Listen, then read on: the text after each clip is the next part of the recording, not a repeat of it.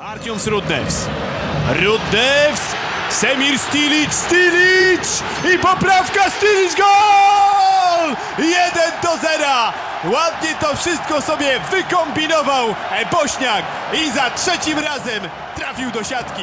Na pewno dużo szczęścia w tej sytuacji, ale klasowo to zrobił Stilić, tak.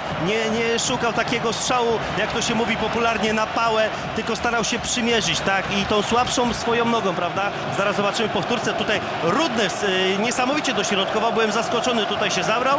Już wydawało się, że traci piłkę, jednak dostrzegł chyba Stilicza, prawa noga i poprawka prawą nogą. Naprawdę, to jest ta precyzja. To mi się spodobało u Stilicza bardzo, bo wiemy, że to jest dobry, bardzo dobrze wyszkolony piłkarz technicznie. Tutaj świetna interwencja Norambueny plecami, ale jednak tutaj nie trafił. Widzę, Sandomierski w piłkę już nie miał możliwości chyba obrony tego strzału z bliskiej odległości.